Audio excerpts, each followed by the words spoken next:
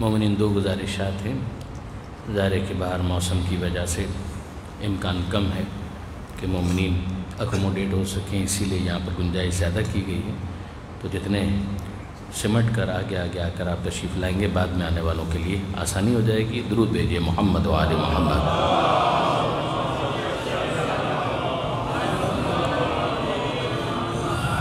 اور اس سے پہلے کہ میں باقاعدہ خطبہ شروع کروں، دوسری گزارش بلوچستان کے متاثرین ہی کے حوالے سے ہے۔ جو بھی اعلان کیا گیا، میں نہ فقط یہ کہ اس کی تائید کرتا ہوں بلکہ گزارش کرتا ہوں کہ اس میں اپنا حصہ ڈالیں۔ وہاں پر مومنین بھی متاثر ہیں اور دیگر افراد بھی متاثر ہیں۔ بہرحال ایک انسانی عالمیہ ہے۔ پروردگار عالم ان کی مشکلات کو حل فرمائے اور سب کو ان کی مدد کرنے کی توفیق عطا فرمائے۔ درود بھیجیے گا محمد و آل محمد۔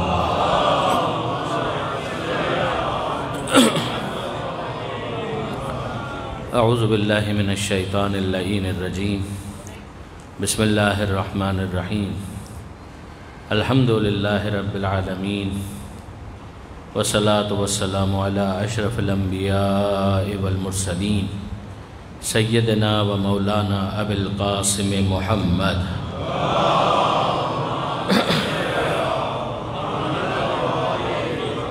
وأہل بیتہ الطیبین الطاہرین المعصومین المظلومین المنتجبین المنتخبین المیامین، لا سیما للامام المنتظر والحجۃ الثانی عشر الذین اذھب اللہ عنہم الرجس وطہرہم تطہیرا۔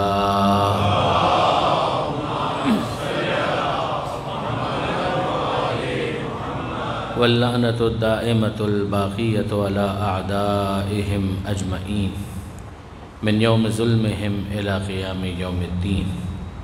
رب اشرح لی صدری ویسر لی امری واحلل عقدۃ من لسانی یفقہوا قولی۔ اما بعد فقد قال اللہ سبحانہ وتعالی فی القرآن الحکیم، بسم اللہ الرحمن الرحیم، قد جاءکم من اللہ نور و کتاب مبین۔ وقال اللہ سبحانہ وتعالی ایضا یاسین والقرآن الحکیم انک لمن المرسلین علی صراط مستقیم۔ صلوات علی محمد و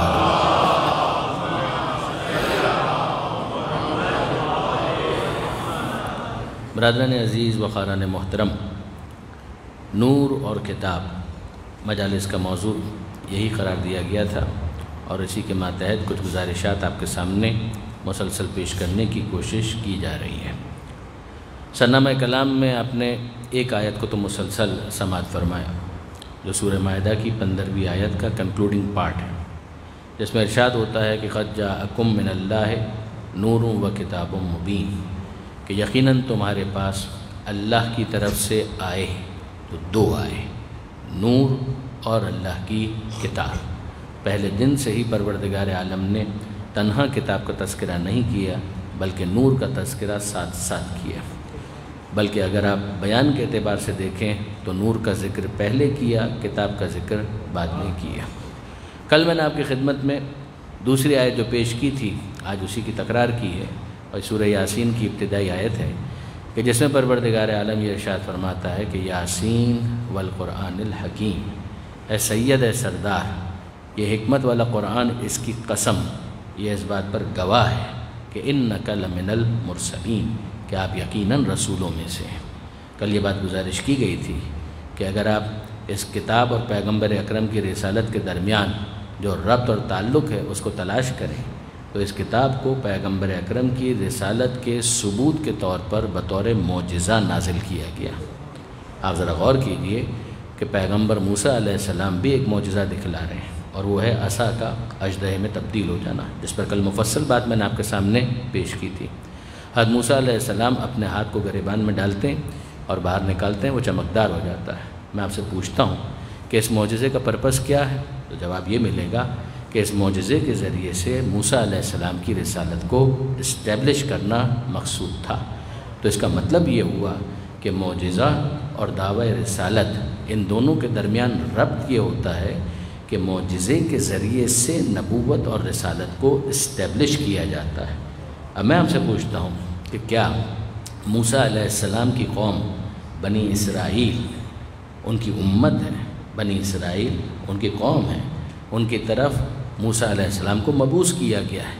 مگر کیا بنی اسرائیل اپنی تمام تر نالائکیوں کے باوجود کہیں آپ کو یہ کہتی ہوئی نظر آئی کہ موسیٰ جو تم نے معجزہ دکھلا دیا بس وہی کافی ہے، تمہاری ضرورت نہیں ہے؟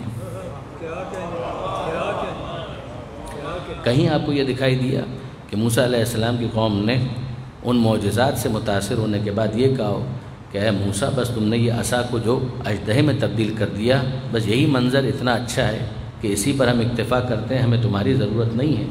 تو اگر وہ یہ کہتے تو اس کا مطلب یہ ہے کہ وہ رسالت موسیٰ کو ڈسون کر رہے ہیں۔ یہی سمجھایا جاتا کہ معجزہ اس لیے دکھایا گیا تھا کہ ان کی رسالت اسٹیبلش ہو، معجزہ اس لیے نہیں دکھایا گیا تھا کہ معجزہ کو کافی کہہ کر نبی کی نبوت کو نظر انداز کر دو۔ اگر عیسیٰ علیہ السلام مردوں کو زندہ کر رہے ہیں تو مقصد کیا ہے کہ یہ معجزہ ہے، کہ معجزہ کس کا ہے؟ عیسیٰ کا۔ مقصد کیا ہے کہ عیسیٰ کی نبوت اسٹیبلش کرنی ہے، رسالت اسٹیبلش کرنی ہے۔ اب عیسیٰ علیہ السلام مردوں کو زندہ کر کے دکھائیں اور کہیں کہ بھائی اب میری نبوت اسٹیبلش ہو گئی، اب سنو مجھ سے کہ مزید میں کیا کہتا ہوں، اور جتنی قوم ہے وہ یہ کہیں کہ بس جو آپ نے معجزہ دکھلایا وہ کافی ہے، آپ کے کسی مزید پیغام کی ضرورت نہیں ہے، تو یاد رکھیے گا یہ نالائکی تو بنی اسرائیل نے بھی نہیں دکھائی تھی، جو امت نے دکھلائی کہ معجزے کے بارے میں کہہ دیا کہ کافی ہے اور اب ہمیں آپ کی نبوت کی بھی ضرورت نہیں ہے، رسالت کی بھی ضرورت نہیں ہے۔ درود بھیجیے گا محمد و آل محمد۔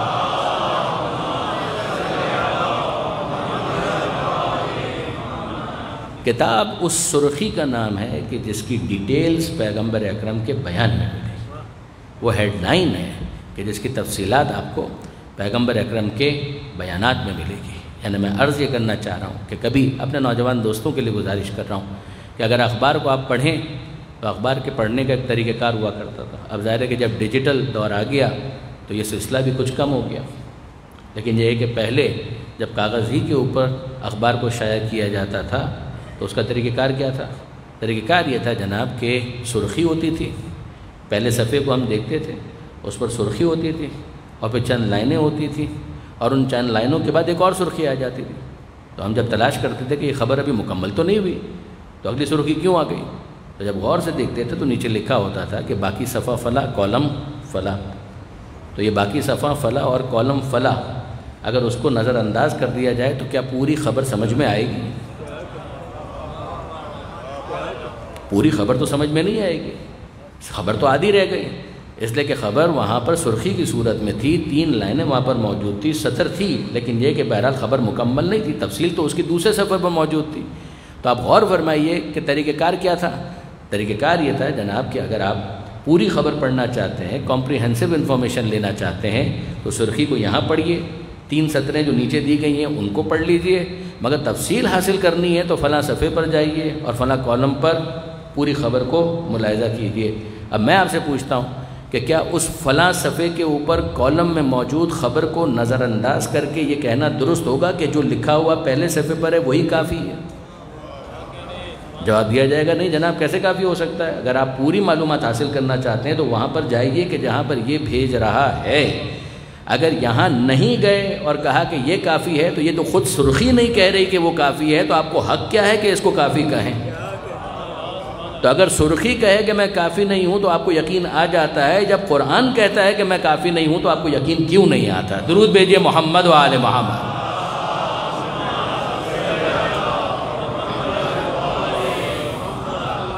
اور آج جدید زمانے کے اندر اگر آپ کمپیوٹر پہ چلے جائیں، انٹرنیٹ کے اوپر چلے جائیں تو آپ کو ایک آئیکن نظر آتا ہے، وہ آئیکن رہنمائی کرنے کے لیے ہوتا ہے کہ آپ اس کو کلک کیجئے۔ جب آپ کلک کریں گے تو اس کے اندر جو موجود انفارمیشن ہے، جو مستور ہے، جو کنسیلڈ ہے، جو ہیڈن ہے، جو آبسکیورڈ ہے، وہاں تک آپ پہنچنا چاہتے ہیں تو اس کو کلک کیجئے تو یہ آپ کو وہاں پہنچا دے گا۔ اب یہ آپ کے انٹرنیٹ کے پاور کے اوپر ہے کہ کنیکشن کتنا اسٹیبلشڈ ہے۔ اگر اس کے سگنلز ویک ہیں تو ظاہر ہے کہ اتنی جلدی نہیں پہنچائے گا اور آپ کو لگے گا کہ یہ نہیں پہنچا رہا، جبکہ اصل مسئلہ ہوگا کنیکشن کا۔ ورنہ جس نے ویب سائٹ ڈیزائن کی ہے اس نے تو تیاری پوری کی تھی، لیکن اگر آپ کے کمپیوٹر کے اندر وائرس ہے اور آپ شکوہ کریں ویب سائٹ ڈیزائن کرنے والے سے تو یہ شکوہ بھیجا ہے، اپنا کنیکشن درست کیجئے۔ بالکل اسی طریقے سے پروردگار عالم نے قرآن کو آئیکن کی صورت میں رکھ دیا، کلک تو کریں، اندر سنت میں تفصیلات موجود ہیں، آپ کافی کہہ کر خود کو محروم کر رہے ہیں۔ درود بھیجیے محمد و آل محمد۔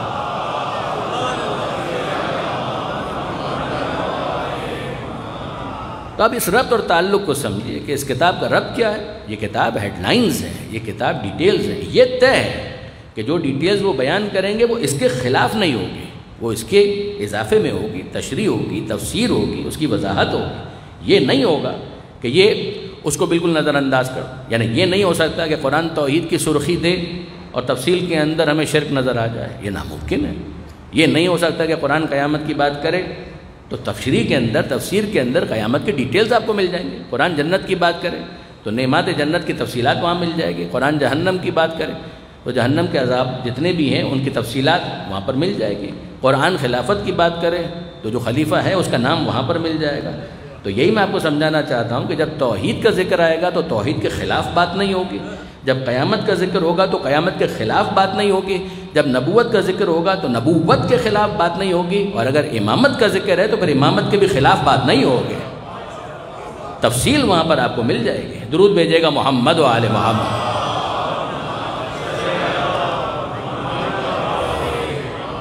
اور اب ذرا سا میں آپ کی خدمت میں عرض کروں کہ ایک آیت ہے سورہ آل عمران کی، ذرا اس کو بھی دیکھتے چلیے کہ پروردگار عالم کیا ارشاد فرما رہا ہے۔ قرآن مجید کا تیسرا سورہ، آپ ابتدائی صفحے پر ہی دیکھیں گے تو سورہ آل عمران میں آپ کو یہ بحث مل جائے گی۔ وہ محکم اور متشابہ کی بحث ہے کہ پروردگار عالم فرماتا ہے کہ هو الذی، خدا وہ ہے کہ انزل علیک الکتاب، کہ جس نے اے حبیب آپ پر کتاب کو نازل کیا، منہ آیات محکمات، کہ اس میں محکم آیتیں بھی ہیں، وَأُخَرُ متشابہات، اور دوسری متشابہ آیتیں بھی ہیں، محکم بھی ہیں متشابہ بھی ہیں۔ پھر سنیے گا، خدا وہ ہے کہ جس نے اے حبیب آپ پر کتاب کو نازل کیا، اس میں محکم آیتیں بھی ہیں، منہ آیات محکمات وَأُخَرُ متشابہات، اور متشابہ آیتیں بھی ہیں۔ اما الذین فی قلوبہم زیغ، وہ کہ جن کے دلوں میں کجی ہے، گمراہی ہے، وَيَتَّبِعُونَ مَا تَشَابَهَ مِنْهُ ابتغاء الفتنہ وابتغاء تاویلہ، تو وہ کہ جن کے دلوں میں کجی ہے تو وہ اپنی الٹ سلٹ جس طریقے سے بھی ان کو سمجھ میں آتا ہے متشابہ آیتوں کی اتباع اور تعویلات کے اندر لگے رہتے ہیں، جبکہ ان کو سمجھنا چاہیے تھا کہ وما یعلم تاویلہ الا اللہ والراسخون فی العلم، کہ اس کی تعویل اور تفسیر کو نہیں جانتا مگر خدا یا وہ کہ جن کو خدا نے علم میں رسوخ عطا کیا، جن کو خدا نے والراسخون فی العلم، کہ جو علم میں رسوخ رکھتے ہیں، یا وہ جانتے ہیں یا خدا جانتا ہے۔ اب یہاں پر پھر ایک بحث آتی ہے کہ جناب اس کا مطلب یہ ہے کہ قرآن مجید کی محکم آیتیں بھی ہیں متشابہ بھی ہیں۔ جی ہاں، تو فرق کیا ہو گیا ان دونوں کے درمیان؟ کہ محکم آیتیں وہ کہ جن کے اندر کلیئرٹی ہے، یعنی آپ نے لفظ کو اٹھایا، دیکھا، مطلب کو سمجھا اور آپ کو سمجھ میں آ گیا، اس میں کسی قسم کی ایمبیگوٹی اور اجمال نہیں، ابہام نہیں۔ اور متشابہ کون ہے؟ ملتا جلتا مطلب ہے، متشابہ ہے، ملتا جلتا مطلب ہے۔ جب اس کو دیکھتے ہیں تو ایک مطلب ذہن میں آتا ہے، دوسرا مطلب ذہن میں آتا ہے، اور ایسا مطلب ذہن میں آتا ہے کہ جو بظاہر دوسری بہت سی مسلمہ حقیقتوں کے ساتھ سازگار نہیں ہے۔ جب ایسا نہیں ہے تو اس کو کیا سمجھا جائے؟ تو اس موقع پر کا توقف کرو، سمجھنے کی کوشش کرو۔ دیکھیے، آیت اللہ ناصر مکارم شیرازی تفسیر نمونہ کے مؤلف، مراجع میں سے بھی ہیں، بڑی شخصیت ہے۔ انہوں نے تفسیر نمونہ میں سورہ آل عمران کی ان آیتوں کے ذیل میں ایک بہت پیاری بات کی۔ انہوں نے کہا کہ بھائی بات یہ ہے، الفاظ میرے ہیں مطلب ان کا ہے، کہ بات یہ ہے کہ محکم آیتوں اور متشابہ آیتوں کے درمیان جو تعلق ہے نا، اس کو سمجھنے کے لیے ایک مثال پر غور کیجیے۔ وہ مثال کیا ہے کہ ایک ہے آپ کی ہائی وے، مین روڈ، کہ جس کے اوپر آپ گاڑی چلاتے ہیں، اور ایک ہے گلی کہ جس کے اندر بہت سارے مکانات ہوتے ہیں۔ تو ایک گلی ہے، دوسری گلی ہے، تیسری گلی ہے، چوتھی گلی ہے، تو گلیوں کے اندر مکانات موجود ہیں۔ ایک ایڈریس آپ کو چاہیے۔ اب ظاہر ہے کہ آج کل کے زمانے میں تو ہمارے نوجوان دوست کہیں گے کہ یہ کون سی مشکل بات ہے، آپ گوگل میپ کو ڈاؤن لوڈ کریں اور پہنچ جائیے۔ لیکن تھوڑا سا آپ میرے ساتھ پیچھے چلیے، یا اس جگہ پر چلیے کہ جہاں پر ابھی انٹرنیٹ نہیں چل رہا، سگنل ویک ہیں۔ تو اب کیا کیا جائے؟ آپ کے پاس ایڈریس لکھا ہوا موجود ہے، پلاٹ نمبر بھی ہے، مکان نمبر بھی ہے، اور آپ کے پاس روڈ کا نام بھی ہے۔ آپ چلے روڈ کے اوپر، روڈ تو آپ کو مل گیا، ایسے کہ روڈ تو کشادہ ہے، واضح ہے، مل گیا۔ آپ اس کے اوپر گاڑی کو دوڑاتے ہوئے آگے بڑھ رہے ہیں، یہاں تک کہ وہ گلی آ گئی کہ جس کے اندر آپ کو داخل ہونا تھا۔ آپ اس کے اندر داخل ہوئے اور اندر جا کر آپ راستہ بھول گئے۔ تو یہ جو گلیاں ہیں یہ ہیں متشابہ آیتوں کی طرح، اور سڑک ہے محکم آیت کی طرح۔ تو ان دونوں کے درمیان اب ربط اور تعلق کیا ہے کہ اگر آپ وہاں بھٹک گئے ہیں تو کہاں آئیں گے؟ کہ واپس آئیے محکم آیت پر، واپس آئیے سڑک پر، اور ایک مرتبہ پھر چیک کیجئے کہ غلطی کہاں پر کی تھی، خطا کہاں پر کی تھی۔ کہ واپس آئیے سڑک کے اوپر۔ کہ سڑک تو معلوم ہے نا کہاں پر ہے، سڑک پر واپس آئیے، کہ سڑک پر آ گئے۔ اب واپس سے پیچھے جائیے، اور پیچھے جا کر پھر واپس آگے آئیے اور چیک کیجئے کہ وہ کیا غلطی تھی جو آپ نے کی تھی۔ دائیں مڑنا تھا، بائیں مڑ گئے، بائیں مڑنا تھا، آگے جانے کے بعد پھر کہیں دائیں اور بائیں کے چکر میں ادھر ادھر ہو گئے، کیا پرابلم تھا؟ تو ایک مرتبہ پھر اس کو ریویو کیجئے، ریوزٹ کیجئے۔ وہ فرماتے ہیں کہ جو تعلق گلیوں کا سڑک کے ساتھ ہوتا ہے وہی تعلق متشابہ آیتوں کا محکم آیتوں کے ساتھ ہوتا ہے۔ یہ بات تو کسی حد تک واضح ہوئی۔ اب آئیے تھوڑی سی اس کی میں ایک مثال آپ کی خدمت میں گزارش کرتا ہوں، درود بھیجیے گا محمد و آل محمد۔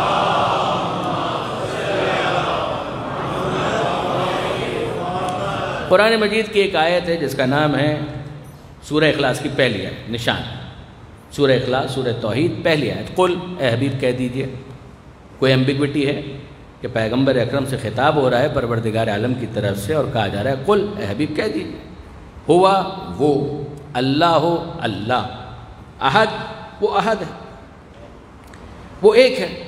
کیا اس کے اندر کوئی ایمبیگوٹی ہے؟ کیا اس کے اندر کوئی پیچیدگی ہے؟ کیا اس کے اندر کسی قسم کا کوئی ابہام ہے، کوئی اجمال ہے؟ اگر آپ اس کی ڈیٹیل میں جائیں، ان ڈیپتھ انالیسس کریں، تو اس کے اندر بھی بہت سی پرتیں ہیں کہ جن کو کھولا جا سکتا۔ اب لفظ اللہ ہے تو اس کا کوئی مطلب تو ہوگا، یعنی آپ کہیں کہ ٹھیک ہے اللہ کا مطلب ہے ہمارا خالق ہمارا مالک، یہاں تک تو ٹھیک ہے، لیکن اگر آپ اس کی ڈیٹیل میں جائیں تو لفظ اللہ اس کا بھی مطلب ہے مستجمع لجمیع صفات الکمال۔ یہ لفظ اللہ دلالت کرتا ہے کہ یہ اس ذات پر بولا جا رہا ہے کہ جس کا کمال ذاتی ہے اور تمام کا تمام کمال اس میں پایا جاتا ہے۔ اب یہ لفظ اللہ کی ڈیٹیل تو آ گئی ہمارے پاس۔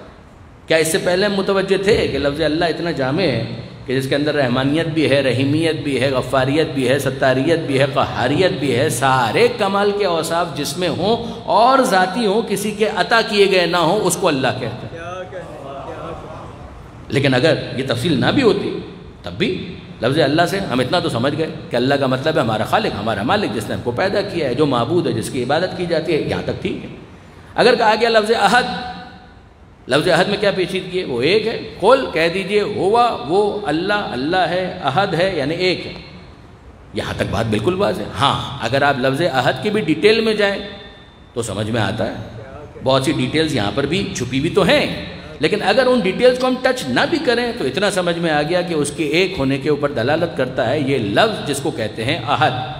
وہ کہیں احد اور واحد کا لفظ واحد بھی جب قرآن میں استعمال ہوگا تو ایک ہی کے معنی میں استعمال ہوگا۔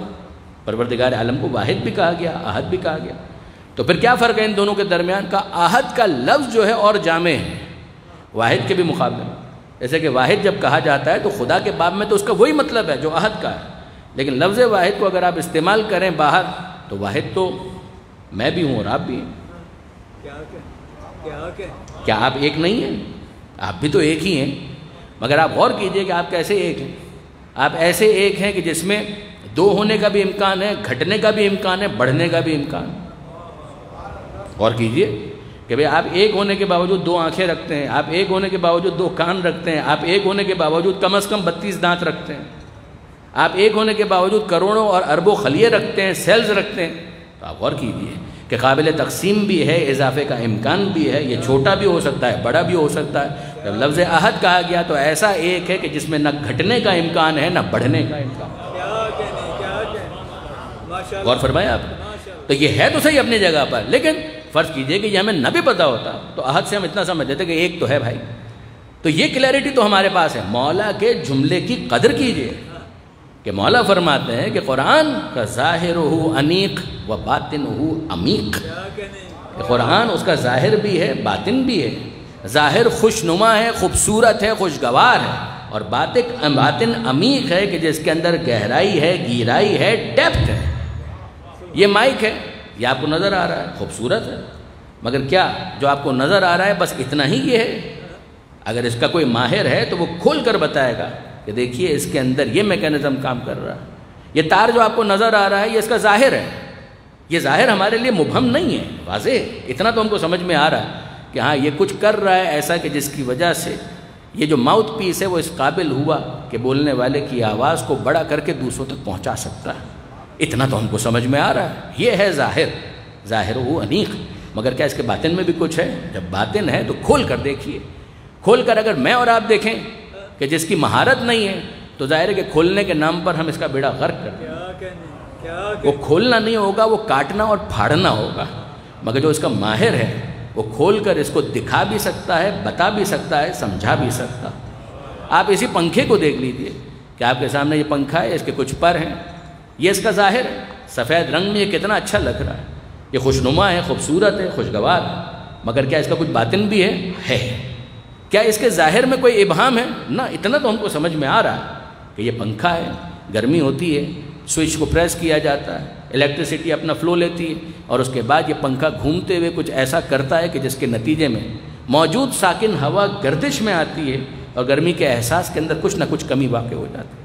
بہت خوب، اتنا تو ہم کو سمجھ میں آ گیا۔ اس کا مطلب یہ ہے کہ اس کا ظاہر متشابہ نہیں ہے، اس کا ظاہر ہمارے لیے واضح ہے، مبہم نہیں ہے، مجمل نہیں ہے۔ مگر کیا اس کے باطن کے اندر بھی کچھ ہے؟ بالکل ہے۔ وہ اس کا ماہر بتائے گا جب کھول کر دکھائے گا کہ دیکھیے اس کے اندر یہ میکانزم کام کر رہا تھا۔ یہ جو آپ کے سامنے دیواروں کے اوپر رنگ یا چھت کے اوپر رنگ ہے، خوبصورت ہے، خوشنما ہے، لیکن کیا اس کے پیچھے موجود اینٹ نظر آ رہی ہے، کنکریٹ نظر آ رہا ہے؟ جو اس کا ماہر ہے وہ بتا سکتا ہے کہ اس کے اندر کیا میکانزم، کیا سائنس استعمال ہوئی ہے کہ جس کے بعد یہ پلرز کھڑے ہو جاتے ہیں، یہ اس طریقے سے دیوار قائم ہو جاتی ہے۔ آپ غور فرمائیے کہ جو ظاہر ہے وہ خوبصورت ہے، خوشگوار ہے، خوشنما ہے، وہ ہر ایک کے لیے قابل استفادہ ہے، مگر جو باطن ہے اس کو وہی جانتا ہے کہ جو اس کا ماہر ہوتا ہے، جو اس کا وارث ہوتا ہے۔ تو اگر دیوار کا وارث دیوار کا باطن بتائے اور گیجٹس کا ماہر گیجٹس کے باطن کو بتائے تو اتنا حق تو دیجئے کہ جو قرآن کا وارث ہے وہ قرآن کے باطن پر گفتگو کرے۔ درود بھیجیے گا محمد و آل محمد۔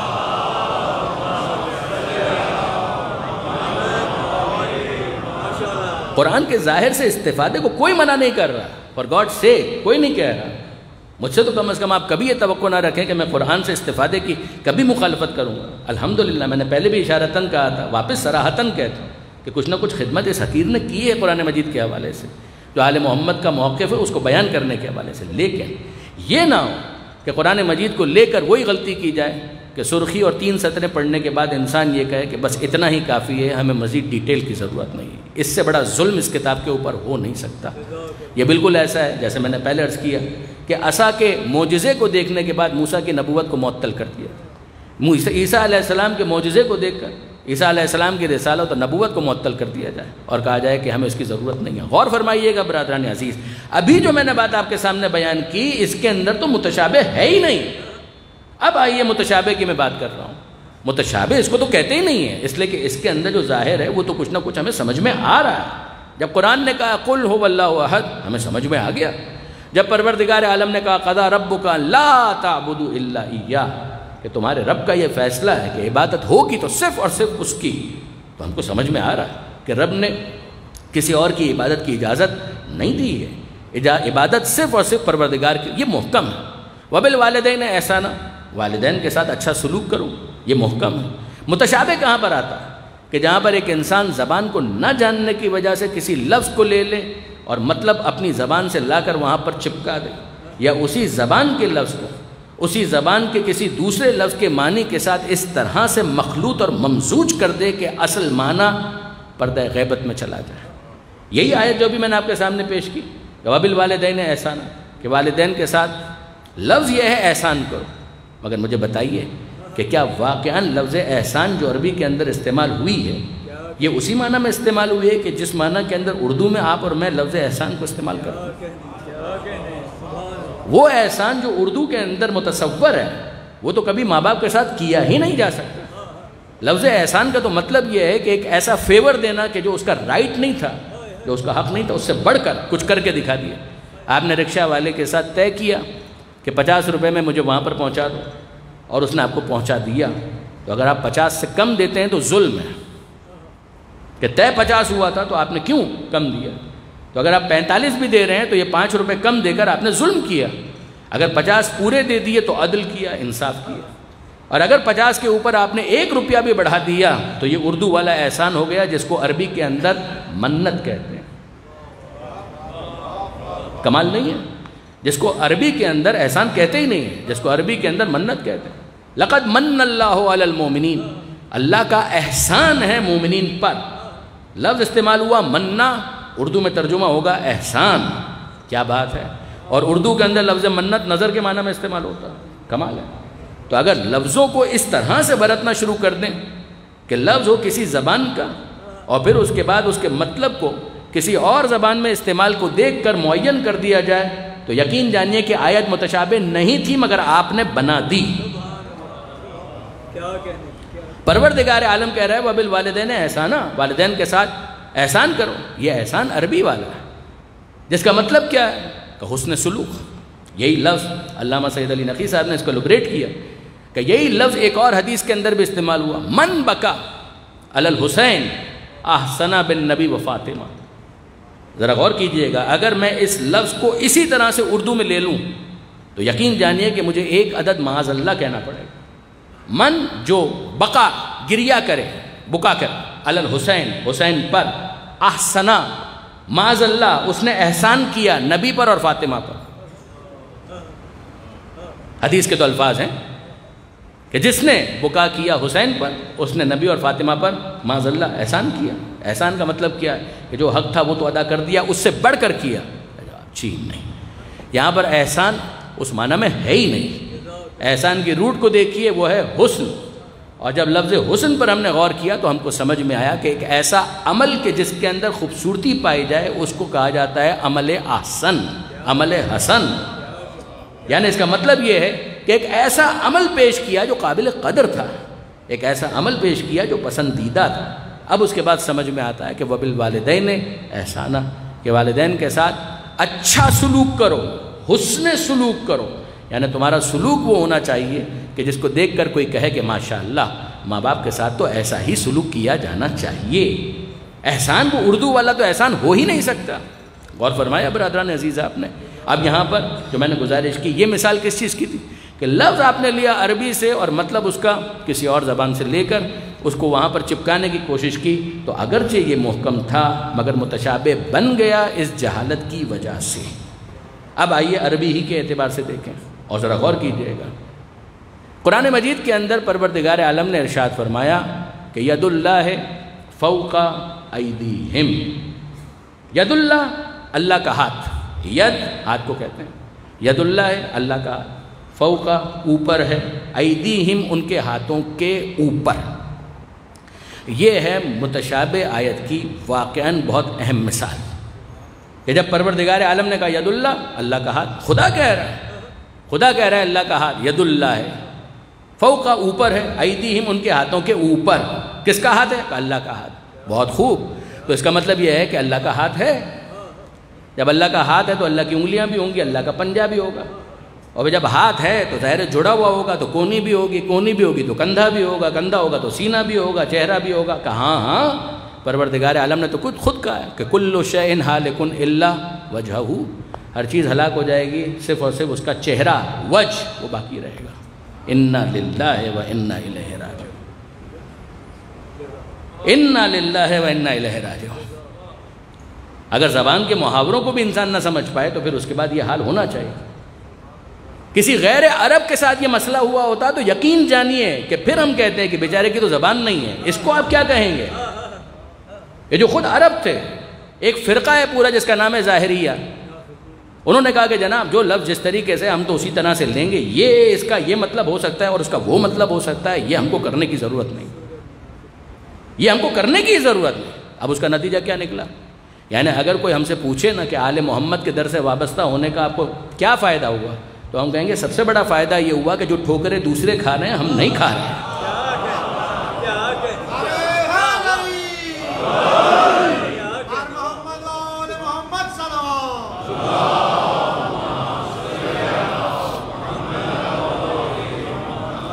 ذرا دیکھیے اور برادران عزیز غور کیجیے، کہا کہ ہاں بالکل ٹھیک ہے۔ اتنے مذاکرہ خیز تبصرے آپ کو علم کلام کی بعض کتابوں کے اندر نظر آ جائیں گے کہ آپ سر پیٹ لیں، آپ کہیں کہ یہ کہہ کیا ہے؟ وہ کہنے والے کہتے ہیں کہ ہاں جناب، خدا کے بارے میں جب تم بات کرو تو یاد رکھنا کہ سر بھی ہے، پیر بھی ہے، ہاتھ بھی ہے، سینہ بھی ہے، سب کچھ ہے، بس اس عضو خاص کے بارے میں مجھ سے سوال مت کرنا۔ اس حد تک یہ ہوتا ہے، یہ ہوتا ہے۔ اب اس کے بعد آئیے، اور میں اپنے نوجوان دوستوں کی بہت توجہ کے ساتھ، پھر کیا مطلب کیا ہے اس کا؟ ید اللہ ہے فوق ایدیہم، مشتبہ متشابہ آیت کیسے محکم میں تبدیل ہوتی ہے؟ وہ جسم و جسمانیت سے ماورا، وہ جسم کا خالق ہے، وہ پروردگار ہے، وہ جسم کا خالق ہے، تو جسم کا خالق ہے تو اگر وہ خود ہی جسم کا محتاج ہو جائے کہ ہاتھ ہو جس سے وہ کچھ اٹھائے، کان ہو کہ جس سے وہ سنے، آنکھ ہو کہ جس سے وہ دیکھے، یہ تو مخلوق کی صفات ہے۔ خالق کا یہ کمال نہیں ہے کہ اس کے اندر مخلوق کی صفات پیدا ہو جائے، مخلوق کا یہ کمال ہے کہ اس کے اندر خالق کی صفات پیدا ہو جائے۔ غور کیجئے گا برادران عزیز۔ اب میں آپ کے سامنے بالکل ایک لائٹر نوٹ کے اوپر ایک مثال گزارش کرتا ہوں، میرے نوجوان دوست مجھے امید ہے کہ اس کو انجوائے کریں گے، اور وہ کیا؟ یہ دیکھیے، فٹ بال ایک کھیل ہے، اس کے تعارف کی تو ضرورت بھی نہیں۔ فٹ بال کا میچ ہو رہا تھا، اور واقعی ہو رہا تھا۔ یہ جدید نام میں معذرت چاہتا ہوں، حالانکہ میں اتنا پرانا نہیں ہوں، لیکن اب جو نئے کھلاڑیوں کے نام ہیں مجھے یاد نہیں رہتے، تو وہ جو پرانے نام ہیں کچھ وہی یاد رہتے ہیں، پیلے یا میراڈونا، اس طرح کے جو کھلاڑی ہوا کرتے تھے۔ ارجنٹائن نے ورلڈ کپ جیت لیا کسی زمانے میں، اس کے بعد سے بہت سنے جیتا ہوگا۔ ارجنٹائن نے ورلڈ کپ جیت لیا فٹ بال کا، اور اس میں میراڈونا نے گول کیا، ٹھیک ہے جی۔ تو گفتگو ہو رہی تھی تو ہم نے کہا، یہ مثال دے رہا ہوں، تو ہم نے کہا کہ بھائی ارجنٹائن کی جیت میں میراڈونا کا ہاتھ ہے۔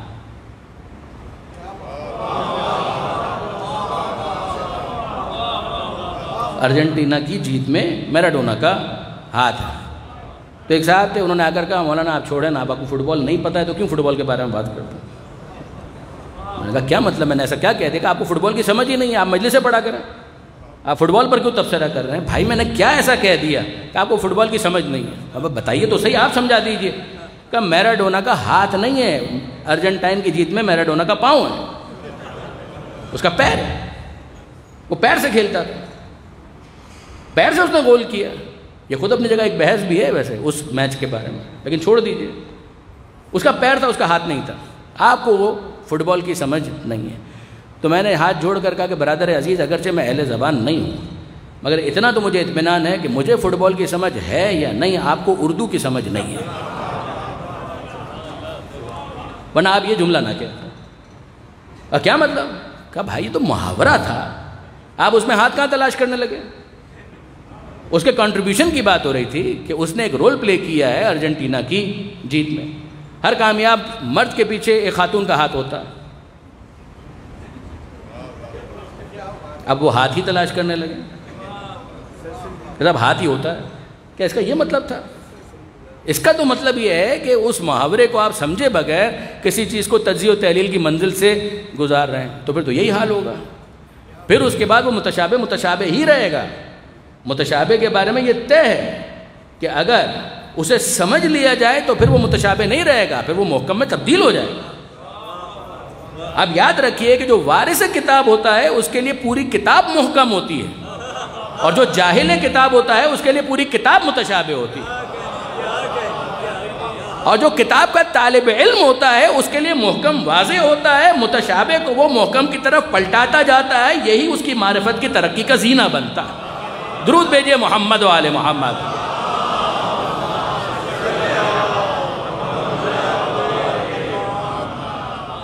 تو بے شک وہ میراڈونا کا پیر ہی تھا، لیکن یہ ہے کہ بہرحال اس کو بیان کرنے کے لیے یہ طریقہ کار اختیار کیا جاتا ہے۔ اب اس کے بعد دیکھیے کہ پروردگار عالم قرآن مجید کے اندر کیا کہہ رہا ہے کہ ید اللہ فوق ایدیہم، کہ اللہ کا ہاتھ ان کے ہاتھوں کے اوپر ہے۔ مقصود کیا ہے؟ مقصود یہ ہے کہ پروردگار کی ان کو تائید حاصل، پروردگار کا ان کو سپورٹ حاصل، پروردگار عالم کی اسسٹنس ان کو حاصل ہے۔ اب دیکھیے برادران عزیز، اسی طریقے سے وہاں پر کہا کل شیء ہالک الا وجہہ، ہر چیز ہلاک ہو جائے گی مگر یہ کہ اللہ کا چہرہ۔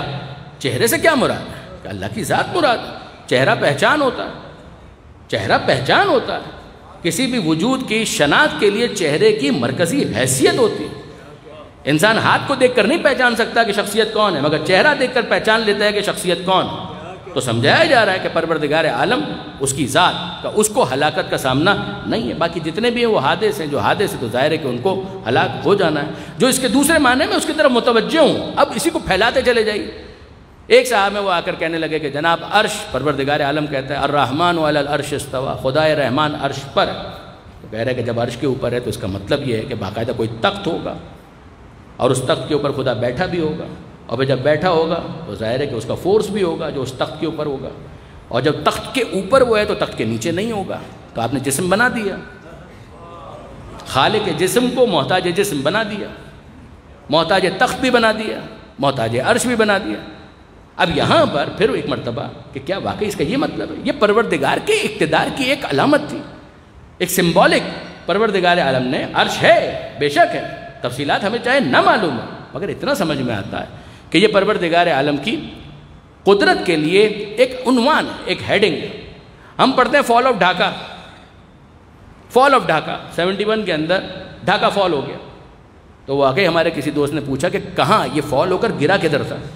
اس کا میں کیا کر سکتا ہوں، مجھے بتائیے اس کا کیا کیا جائے.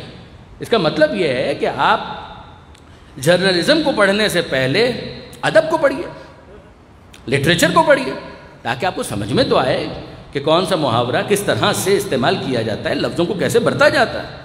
اس کے بغیر اگر کہا جائے فال آف ڈھاکہ اور آپ واقعاً ڈھاکہ کے گرنے کو کہیں ڈھونڈ رہے ہیں. فال آف ڈھاکہ کا مطلب یہ تھا کہ ڈھاکہ ہم سے جدا ہو گیا، اور ڈھاکہ بھی صرف ڈھاکہ کی حد تک نہیں، پورے بنگلہ دیش کے لیے. یہ جو دارالحکومت ہوتا ہے اس کو پورے ملک کے لیے استعمال کیا جاتا ہے.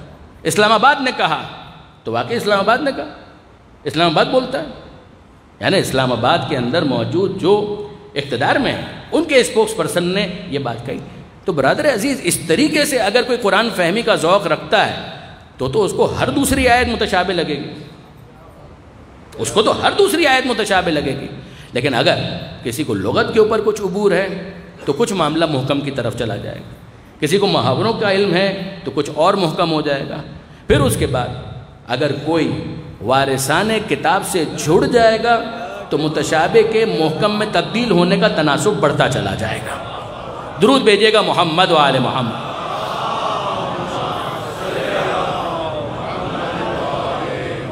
یہ تھی گزارش اس حوالے سے.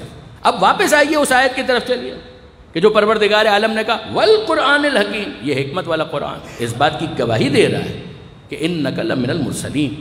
یہاں سے ہم نے ایک ونڈو اوپن کرنا تھی کہ جب اس کا تم جواب لانے سے عاجز ہو جاؤ گے تو اس کے معجزہ ہونے کو قبول کر کے صاحب معجزہ کی رسالت کی طرف توجہ دو گے. پھر تمہارا طریقہ کار یہ ہوگا کہ تم سرخی یہاں سے لوگے، تشریح وہاں سے لوگے. جہاں پر عمل کی ضرورت ہوگی تو عملی تشریح وہاں پر مل جائے گی، جہاں پر لفظوں کی ضرورت ہوگی لفظی تشریح وہاں پر مل جائے گی.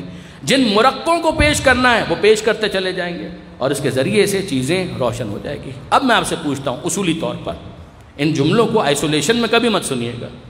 یعنی ایسا نہ ہو کہ آؤٹ آف کانٹیکس نکال کر کوئی کلپ چڑھا دے اور پھر میں 2 سال تک وضاحتیں دیتا پھروں، یہ مت کیجیے گا. لیکن جو گزارش ہے اس کے اوپر غور کیجیے گا. ہم کس کو مانتے ہیں؟ ہم کسی کو نہیں مانتے. ہم کس کو مانتے ہیں؟ ہم کسی کو نہیں مانتے. ہم نہ بندے کو مانتے ہیں نہ کتاب کو مانتے ہیں، ہم صرف خدا کو مانتے ہیں. یاد رکھیے گا کہ ہمارے عقیدے کا خلاصہ کیا ہے. یعنی اگر کوئی کہے کہ بھئی آل محمد کے ماننے والوں کا عقیدہ ہے کیا، کس کس کو مانتے ہیں، ہم کسی کو نہیں مانتے. ہم صرف اور صرف خدا کو مانتے ہیں. ہم نے دلیل فطرت اور دلیل عقل سے اتنا سمجھ لیا کہ کوئی تو خالق ہے کوئی تو مالک ہے، اور بس جس کو ہم نے سمجھ لیا کہ وہ خالق ہے اور مالک ہے تو ہم نے کہہ دیا کہ لا الہ الا اللہ. ہم صرف اور صرف اس کو مانتے ہیں، ہم اس کے علاوہ کسی کو نہیں مانتے. ہم پوری طاقت کے ساتھ اور خلوص کے ساتھ اعلان کرتے ہیں لا الہ الا اللہ، بس وہ ہے اور اس کے سوا کوئی نہیں. ہم کسی اور کو نہیں مانتے اور صرف اللہ کو مانتے ہیں. پھر اس کے بعد ہم خدا سے پوچھتے ہیں کہ مالک تو بتا کہ کسی اور کو ماننا ہے.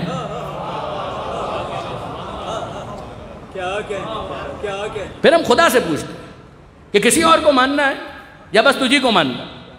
اگر صرف تجھی کو ماننا ہے تو بس تجھی کو مانیں گے، اس کے علاوہ ہم کسی کو نہیں مانیں. اور اگر تیرے علاوہ بھی کسی اور کو ماننا ہے تو تو بتا کہ کس کو ماننا ہے، کیا ماننا ہے، کتنوں کو ماننا. یعنی میں پھر دوسرے لفظوں میں عرض کروں، ہمارا عقیدہ یہ ہے کہ صرف اس کو مانو اور بس اس کو مانو، جس کو وہ منوائے اس کو مانو۔ ترتیب کے ساتھ سنیے گا، اس کو مانو، جس کو وہ منوائے اس کو مانو، جس کو وہ جو منوائے اس کو وہ مانو۔ اس کو مانو، جس کو منوائے اس کو مانو، جس کو وہ جو منوائے اس کو مانو، جس کو منوانے کے بعد جتنوں کو منوائے اتنوں کو مانو۔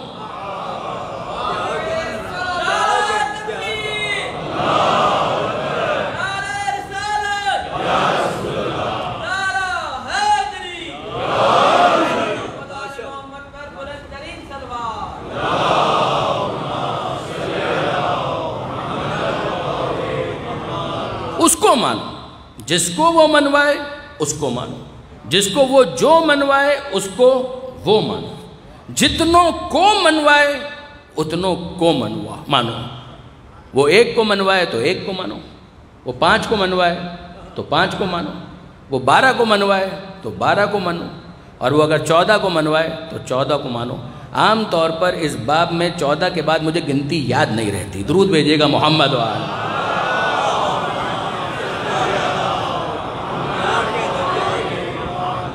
ایک مرتبہ اور درود بھیج دیجیے گا محمد وآلہ۔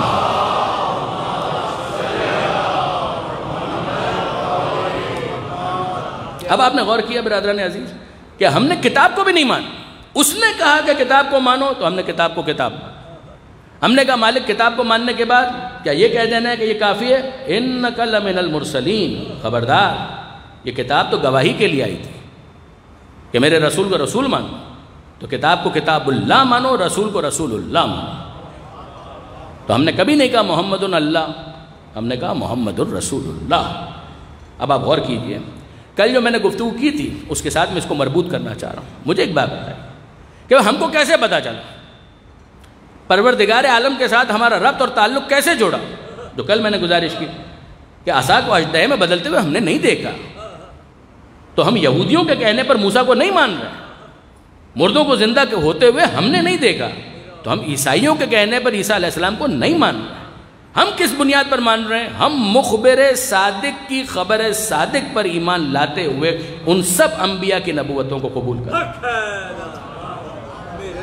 ہمارا روٹ یہ ہے کہ ہمارے سامنے جب آ گیا کہ پروردگار عالم نے اس کتاب کو نازل کیا زندہ معجزہ، اور اس کے ذریعے سے ہم پہنچ گئے پیغمبر اکرم کی رسالت تک، وہ تمام کے تمام معجزات جو پیغمبر اکرم نے دکھلائے وہ سب حق، مگر ہماری آنکھوں کے سامنے نہیں۔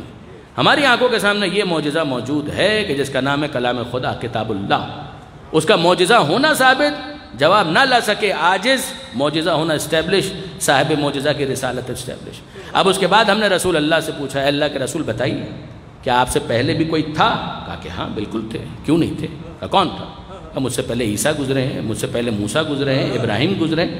تو آدم سے لے کر عیسیٰ تک کسی نبی کی نبوت کو ہم نے ان کا معجزہ دیکھ کر نہیں مانا۔ ہم نے مصطفیٰ کی گواہی پر، قرآن کی گواہی پر مصطفیٰ کو مانا، مصطفیٰ کی گواہی پر ما سبق کے انبیاء کو مانا۔ آدم سے لے کر عیسیٰ تک قرآن نے کہا یؤمنون بما انزل الیک وما انزل من قبل، یہ ایمان لاتے ہیں اس پر بھی جو اے حبیب آپ پر نازل ہوا، جو آپ سے پہلے نازل ہوا، اگرچہ کوئی ربط ہمارا ڈائریکٹ اس کے ساتھ نہیں ہے اس شریعت کے ساتھ، مگر چونکہ نازل خدا کی طرف سے ہوا تھا لہٰذا اس پر بھی ایمان رکھنا ہے۔ مجمل صحیح، اوورال صحیح، لیکن ایک بہرحال ایمان کہ وہ جو کچھ بھی نازل ان پر ہوا تھا وہ حق تھا۔ محرف کتابوں کے اوپر ایمان نہیں، اصل انجیل کے اوپر ایمان۔ محرف تورات کے اوپر ایمان نہیں، اصل تورات کے اوپر ایمان کہ جو پروردگار کی طرف سے موسیٰ علیہ السلام کے اوپر نازل ہوئی۔ کیا ایمان؟ کہ یہ کتاب ان پر نازل ہوئی تھی اور یہ کتاب اس زمانے کے لیے پروردگار کی طرف سے ہدایت تھی۔ کس نبی کے ذریعے سے؟ اس نبی کے ذریعے، موسیٰ کے ذریعے۔ کس نبی کے ذریعے؟ عیسیٰ کے ذریعے سے۔ یہاں تک بالکل ٹھیک ہو گیا۔ اب اس کے بعد ہم نے پیغمبر اکرم کے سامنے ہاتھ جوڑ کر کہا کہ اے اللہ کے رسول، ہمارا روٹ تو یہ ہے، یہی ہمارا روٹ ہے کہ ہم کتاب کے ذریعے آپ تک پہنچے، آپ کے ذریعے سے ما سبق کے انبیاء تک پہنچے۔ اب آپ بتا دیجئے آپ کے بعد کوئی نبی آنے والا ہے تاکہ ہم اس کی بھی نبوت کا کلمہ پڑھیں؟ تو پیغمبر اکرم نے سمجھایا کہ لا نبی بعدی، میرے بعد کوئی نبی نہیں آنے والا۔ ہم نے کہا کہ اللہ کے رسول بات کلیئر ہو گئی، ختم ہو گئی، آپ کے بعد ہم کسی کو نہیں مانیں گے۔ تو پیغمبر اکرم نے روک دیا، پیغمبر اکرم نے روک دیا، شانہ پکڑ لیا، جھنجھوڑا، بیدار کیا کہ میں نے یہ نہیں کہا کہ میرے بعد کوئی نہیں آئے گا، میں نے کہا میرے بعد کوئی نبی نہیں آئے گا۔ اگر پیغمبر اکرم کہتے ہیں میرے بعد نبی آئے گا، ہم اس کو بھی قبول کرتے ہیں۔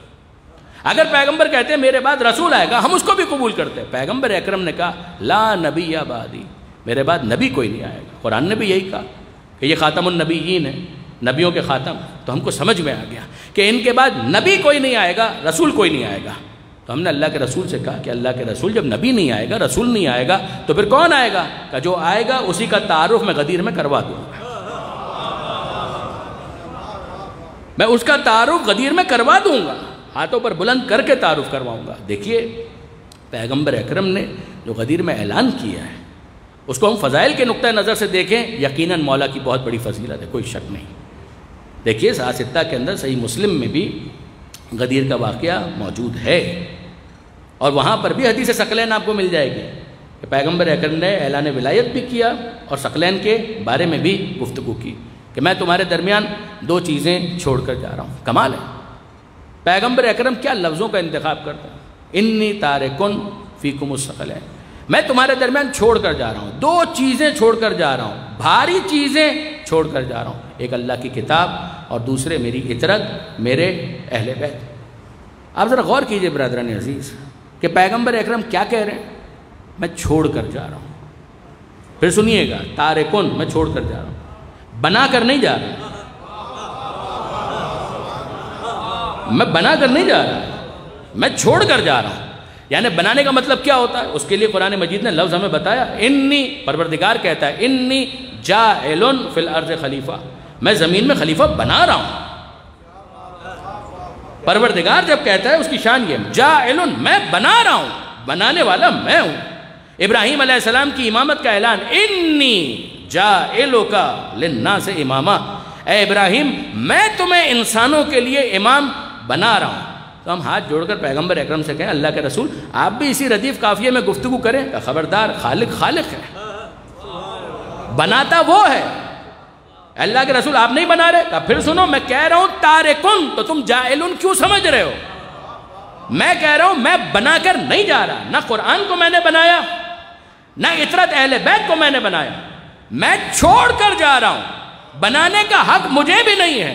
تو جب بنانے کا حق مصطفیٰ کو نہیں ہے تو عرب کے بدوؤں کو بنانے کا حق کہاں سے مل جائے گا؟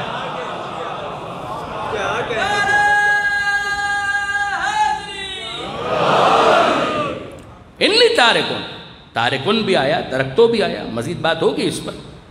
انی تارکن فیکم الثقلین، میں تمہارے درمیان دو چیزیں چھوڑ کر جا رہا ہوں، کتاب اللہ ہے و اطرتی اہل بیتی، اور دوسرے اپنی اطرت اور اپنے اہل بیت کو چھوڑ کر جا رہا ہوں۔ سر سلسلہ مولا کا ذکر تھا تو غدیر میں ان کا بھی تعارف کروایا، ہاتھوں پر بلند کر کے۔ علامہ سید علی نقی صاحب کے الفاظ ہیں، بہت خوبصورت ان کے الفاظ، وہ فرمایا کرتے تھے کہ پیغمبر اکرم نے خطبے تو بہت دیے، مگر خطبے میں یہ نہیں ہوتا تھا کہ پیغمبر اکرم اپنے ساتھ کسی کو بٹھا لیں۔ ایک تو غدیر کا میدان، ریگزار، گرمی شدید، سوشل میڈیا کی وجہ سے اب تو غدیر کی فوٹیجز بھی کافی آ گئے، بہت سو نے اپنے ویلاگز بھی بنائے۔ میں شکر گزار ہوں بعض برادران اہل سنت کا کہ جنہوں نے اس میں دلچسپی کا مظاہرہ کیا، ان کے لیے امکان تھا، ہر ایک کو جانے کی اجازت بھی نہیں، اس لیے کہ آپ میں سے وہ احباب جنہوں نے حج اور عمرہ کیا ہے وہ جانتے ہیں کہ جب آپ مکہ سے مدینے کی طرف جائیں تو جوفہ کا علاقہ تھا، مدینے سے مکہ ہے تو بھی جوفہ آئے گا، تو جدہ اترتے ہیں اور میقات کی طرف جاتے ہیں احرام پہننے کے لیے تو جوفہ جاتے ہیں۔ جوفہ وہ میقات ہے، میقات یعنی وہ جگہ جہاں سے احرام باندھا جاتا ہے، اس کے پاس ہی غدیر کا میدان ہے، اور وہاں پر غدیر کے میدان میں ہر ایک کو جانے کی اجازت نہیں ہے۔ کتابوں کے اندر لکھا ہے کسی زمانے وہاں پر ایک مسجد ہوا کرتی تھی، مسجد غدیر، یادگار کے طور پر اس کو بھی اسمار کر دیا، وہاں پر اب وہ مسجد موجود نہیں ہے، مگر بہرحال اس جگہ کے ویلاگز وغیرہ آپ کو مل جائیں گے نیٹ کے اوپر، یوٹیوب وغیرہ کے اوپر، فیس بک کے اوپر مل جائیں گے۔ تو غدیر کا میدان، ریگزار، اور وہاں پر پیغمبر اکرم نے ایک تو قافلے کو روک لیا، اور روکنے کے بعد پھر پیغمبر اکرم کہتے ہیں کہ انتظار کرو، جو پیچھے رہ گئے ہیں ان کو آنے دو، جو آگے چلے گئے ہیں ان کو پیچھے پلٹنے کا حکم دو۔ یہ کتنا بڑا استعارہ ہے کہ جس کی مولائیت کا اعلان کرنے والا ہوں وہ حد وسط ہے، پیچھے رہ جانے والوں کو اس سے ملنا پڑے گا، آگے جانے والوں کو اس کی طرف رجوع کرنا پڑے گا۔ نہ اس سے آگے جانے کی اجازت ہے، نہ اس سے پیچھے رہنے کی اجازت ہے، اس کے ہمراہ رہو، اس کی معیت۔ جب سب جمع ہو گئے تو پھر پیغمبر اکرم نے کہا کہ ممبر بناؤ۔ اب ممبر کہاں؟ ممبر وہاں پر کہاں؟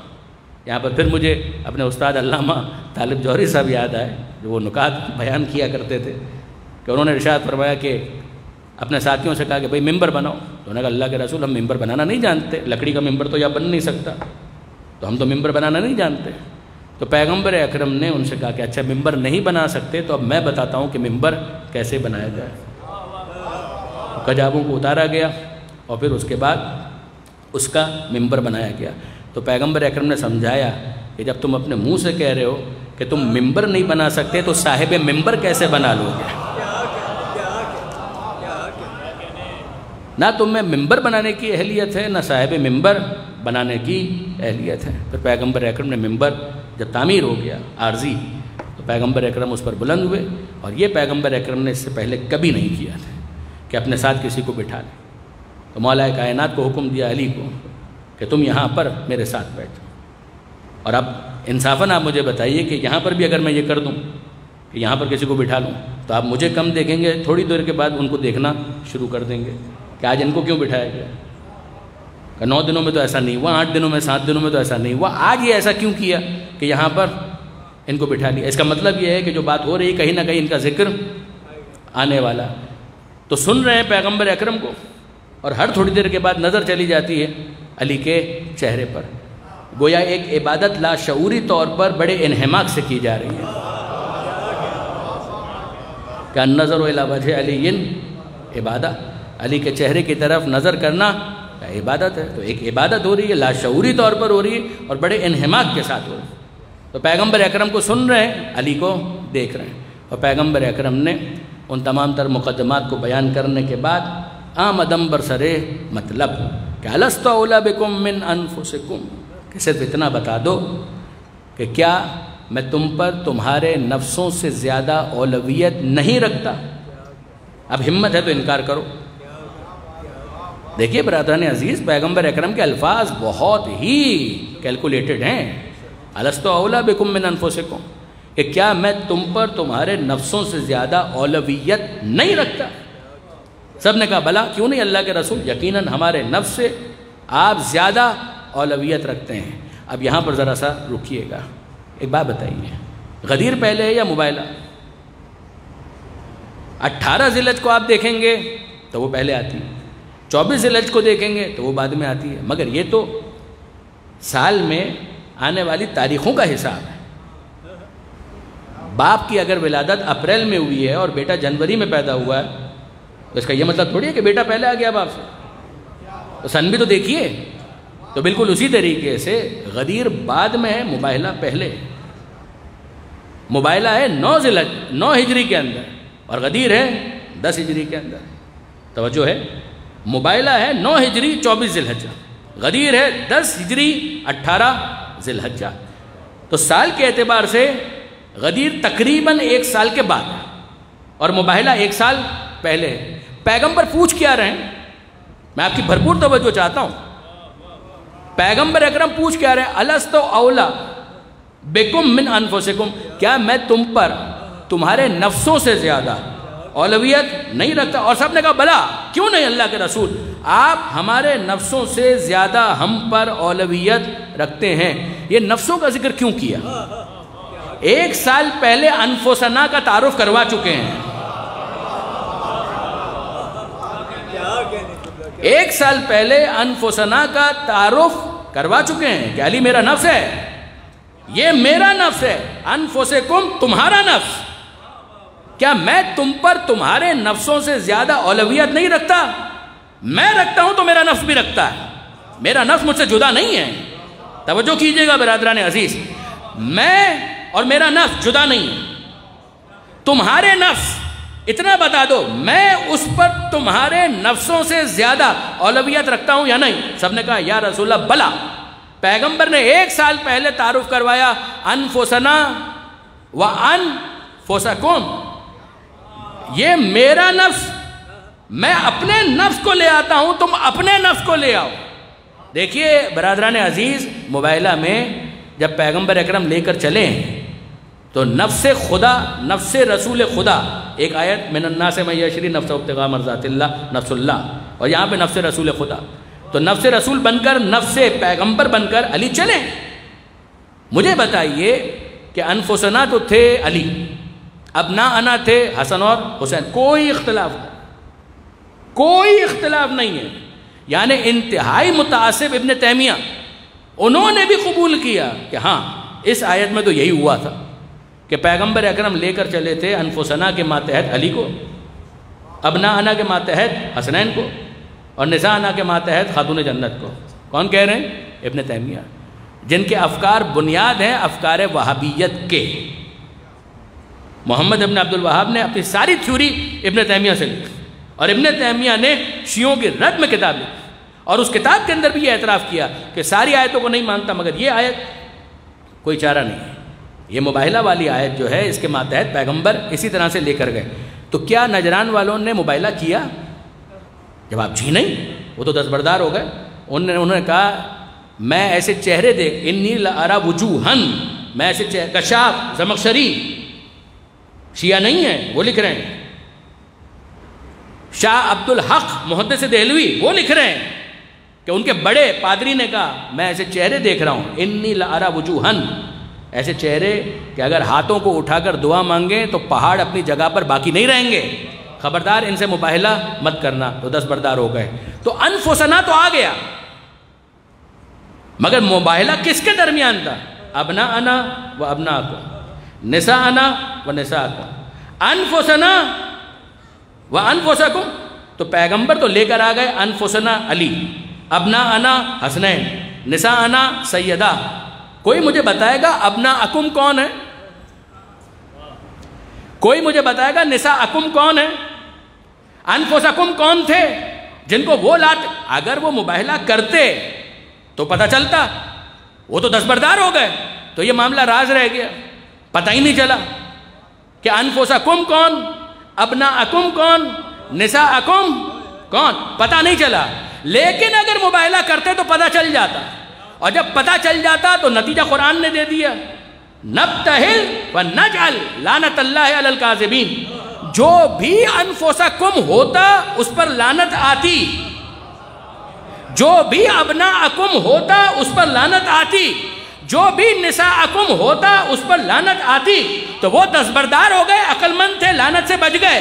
مگر قرآن نے سمجھا دیا تاریخ کے کسی بھی مرحلے پر کبھی بھی کوئی ان کے مقابلے پر آ جائے، ابناءکم ہوگا، نساءکم ہوگا، انفسکم ہوگا۔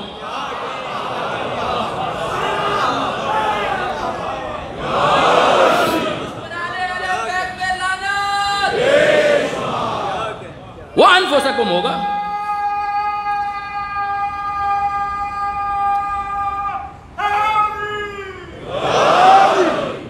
وہ انفسکم ہوگا جو ان کے مقابلے پر آ جائے۔ اب پیغمبر کے اس جملے کی قدر کریں جو پیغمبر اکرم غدیر میں کہہ رہے ہیں، جو مشہور جملہ ہے وہ تو ہم جانتے ہیں۔ اس جملے پر غور کریں کہ پیغمبر نے پہلے 1 سال پہلے انفسنا کا تعارف کروایا، یہ بھی سمجھا دیا کہ وہ انفسکم ہو کر ملعون ہو جاتے۔ اب پیغمبر کہہ رہے ہیں اتنا بتا دو، الستو اولا بکم من انفسکم، کہ کیا میں تم پر تمہارے نفسوں سے زیادہ اولویت رکھتا ہوں یا نہیں؟ سب نے کہا کیوں نہیں، اللہ کے رسول ضرور رکھتے ہیں۔ پیغمبر سمجھانا چاہتے تھے اگر میری اولویت کو قبول نہیں کرو گے تو انفسکم سے انفسکم بن جاؤ گے۔ انفسکم سے اگر اولا بکم من انفسکم قبول نہیں کرو گے تو پھر انفسنا کے مقابلے پر انفسکم بن جاؤ گے، اور جب انفسکم بن جاؤ گے تو وہ تو ہٹ گئے، تو لعنت سے بچ گئے۔ یہاں پر اگر کوئی میرے نفس کی اولویت اور مولائیت کو قبول نہیں کرے گا، تو پھر وہ اپنی خیر منائے۔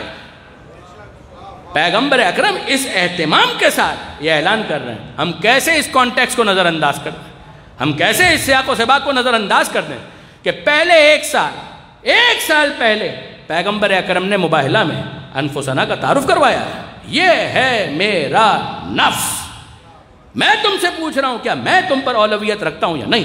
جب سب نے کہا کیوں نہیں اللہ کے رسول، تو اب پیغمبر اکرم نے اپنے ہاتھوں پر بلند کیا، اور جب ہاتھوں پر بلند کیا تو کس شان سے؟ علامہ سید علی نقوی صاحب کے الفاظ، وہ فرماتے تھے کہ اگر کوئی مکمل قد و قامت کا انسان کسی بچے کو اپنے ہاتھ پر بلند کرے تو اس کا وجود بھی پیچھے نظر آئے گا۔ بہت توجہ کیجئے گا کہ اگر کوئی مکمل قد و قامت کا ایک انسان ہے، وہ کسی بچے کو اپنے ہاتھ پر بلند کرے تو ظاہر ہے کہ جیسے جیسے وہ بلند کرے گا، مگر بلند کرنے کے نتیجے میں اس کا اپنا وجود چھپ نہیں جائے گا، اس کا وجود بھی کچھ نہ کچھ نظر آئے گا۔ چھوٹا بچہ ہے، اس کو اپنے ہاتھوں پر آپ نے اٹھا لیا تو آپ کا چہرہ بھی نظر آ رہا ہے، بچہ بھی نظر آ رہا ہے، لیکن ذرا غور کیجئے کہ اگر ایک مکمل قد و قامت کا انسان ایک مکمل انسان کو اپنے ہاتھوں پر بلند کرے تو پھر ہوگا کیا؟ پہلے تو ایک نتیجہ یہ لینا چاہیے کہ لوگ سوال کرتے ہیں کہ پیغمبر اکرم کی شجاعت بیان نہیں کرتے، بہادری بیان نہیں کرتے، زور بازو کو بیان نہیں کرتے، تو ذرا دیکھ لو کہ جس نے خیبر اٹھا لیا پیغمبر نے اسی علی کو اپنے ہاتھوں پر اٹھا لیا۔ جس نے خیبر اٹھا لیا پیغمبر نے اسی علی کو اپنے ہاتھوں پر اٹھا لیا۔ اور دوسری بات یہ کہ جیسے جیسے پیغمبر اکرم علی کو اٹھا رہے تھے، بلند کر رہے تھے، تو جیسے جیسے بلند کر رہے ہیں تو پیغمبر اکرم کا اپنا وجود چھپتے جا رہا ہے، چھپتا جا رہا ہے، پیغمبر اکرم کا وجود نظر نہیں، اب آواز سنائی دے رہی ہے مگر پیغمبر اکرم کا وجود نظر نہیں آ رہا۔ تو کیا آپ مجھے اس آیت کو پڑھنے کی اجازت دیتے ہیں؟ تمہارے پاس اللہ کی طرف سے کیا آیا؟ نور اور روشن کتاب۔ تو نور نے جس کو اٹھا کر اپنے آپ کو حجاب میں رکھا تو یہ کہنے کا حق دیجئے کہ نور حجاب نور میں آ گیا۔ پیغمبر اکرم نے علی کو اپنے سامنے رکھا اور کہا کہ سمجھ لو اس وقت کیا ہے، میرے ہاتھوں پر کون بلند ہے؟ علی۔ کیا میں نظر آ رہا ہوں؟ نہیں۔ تو بس سمجھ لو کہ اس مرقع کے ذریعے سے میں سمجھانا چاہ رہا ہوں کہ کبھی اگر میں نظر نہ آؤں تو یہی ہے جو میری جگہ پر ہوگا۔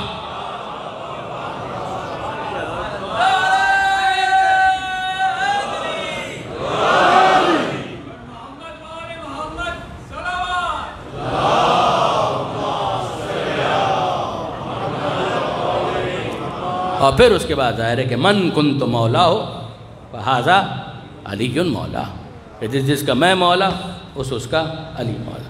میں نے ابھی آپ کے سامنے گزارش کی کہ کئی کتابوں کے اندر یہ حدیث غدیر موجود ہے، ان میں صحیح مسلم بھی موجود ہے، اور صحیح مسلم سے کوئی روایت بیان کرتے ہوئے مجھے ہمیشہ مفتی نصیر الاجتہادی صاحب وہ یاد آتے ہیں۔ وہ جو ان کا انداز تھا خطابت کا، تو وہ فرمایا کرتے تھے کہ بھائی اب تو صحیح مسلم میں آ گیا، تو جو صحیح مسلم ہے وہ کم سے کم صحیح مسلم کی بات کو تو قبول کرے۔ درود بھیجے گا محمد و آل محمد۔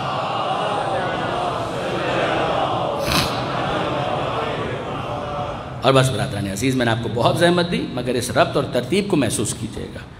ہمارا روٹ بالکل کلیئر ہے، ہم خدا کو مانتے ہیں اور بس، تو جس کو وہ منوائے اس کو مانتے ہیں۔ اس لیے کہ اگر ذات کو ماننے کے بعد اس کی بات کو نہ قبول کیا جائے، یہ ابلیسیت ہے، یہ شیطانت ہے، یہ شیطان کی صفت ہے۔ تو اس نے کہا تجھے مانوں گا مگر آدم کو نہیں مانوں گا۔ تو مجھے بتائیے کہ پھر ابلیس کو کس بنیاد پر کافر قرار دیا؟ اس نے خدا کا انکار نہیں کیا تھا، آیت میں صراحت ہے، اس نے قیامت کا بھی انکار نہیں کیا۔ اس نے جس چیز کا انکار کیا تھا کہ ذات کو مان رہا تھا مگر بات کو نہیں مان رہا تھا۔ تو ذات کو ماننے کے بعد اگر بات کو نہ قبول کیا جائے، یہ ابلیسیت ہے۔ اگر آدم کو نہ ماننے پر ابلیس بن جاتا ہے تو مجھے بتائیے کہ مصطفیٰ کی بات کو قبول نہ کرنے کے بعد انسان کیا بنے گا؟ پیغمبر اکرم تعارف کروا رہے ہیں، پہچانو یہ علی ہیں، پہچانو یہ فاطمہ ہیں، پہچانو یہ حسن ہیں، اور پہچانو یہ حسین ہیں۔ پیغمبر اکرم کے الفاظ، یہ دونوں میرے نواسے، میرے لیے ریحانتیں، یہ جنت کے دو پھول ہیں جن کو سونگھنے سے میں اپنے آپ کو معطر محسوس کرتا ہوں۔ کیا الفاظ ہیں جو پیغمبر اکرم بیان کر رہے ہیں. ہما امامان ہیں، قاما و قعودا، دونوں امام، قیام کریں قعود کریں دونوں صورتوں میں امام. پیغمبر اکرم تعارف کروا رہے ہیں. ان اللہ امرنی بحبہما وحب من یحبہما، اللہ نے مجھے حکم دیا ہے.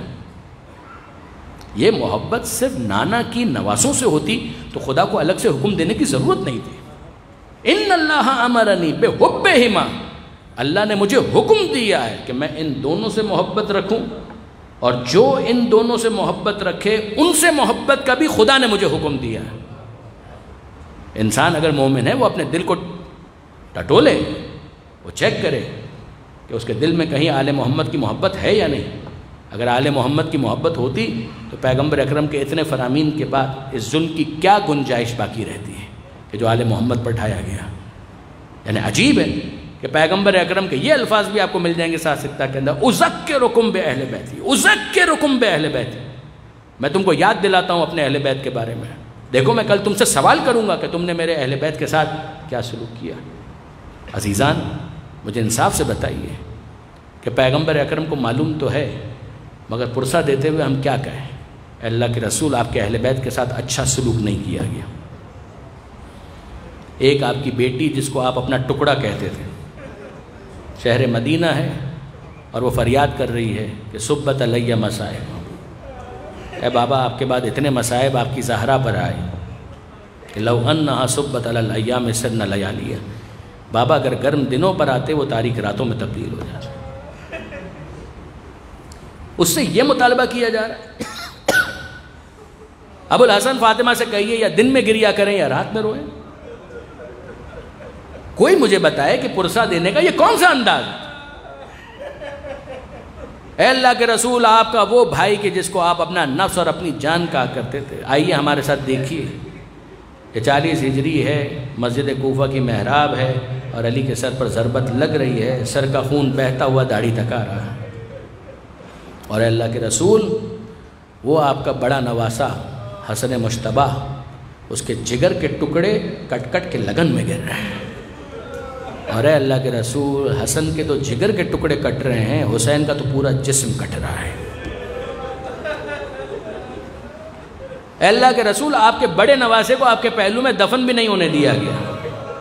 جب جنازہ لایا گیا تو تیروں سے استقبال کیا گیا. اور پھر وہی فرق کہ حسن کے جنازے پر تیر ہے اور حسین کا جنازہ تیروں پر ہے. ہاں اللہ کے رسول آج حسن کے ایک فرزند کا ہم کو ذکر کرنا. اے اللہ کے رسول ہم آپ کے سامنے آپ کے بڑے نواسے کے فرزند قاسم کا پرسہ پیش کرتے ہیں. اے اللہ کے رسول مدینہ منورہ ہی میں تو یہ واقعہ پیش آیا تھا. آپ کا مزار اسے متصل حجرہ حسن مشتبہ کہ جہاں پر حسن مشتبہ زہر کے اثر سے مسموم تھے، جگر کے ٹکڑے کٹ کٹ کے لگن میں گر رہے تھے.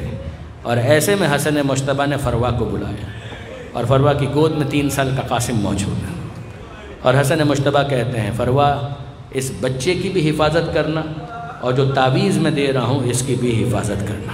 اور جب میرے قاسم پر کوئی بہت سخت وقت آئے تب قاسم سے کہنا کہ اس تعویذ کو کھول کر پڑھ لے، کوئی میری ہدایت اس کے اندر موجود ہے. جناب فرما نے قاسم کی بھی حفاظت کی اور اس تعویذ کی بھی حفاظت کی. کبھی یہ تعویذ قاسم کے بازو پر باندھا گیا، کبھی یہ تعویذ قاسم کے گلے میں لٹکایا گیا، یہاں تک کہ کربلا میں قاسم پہنچ گئے.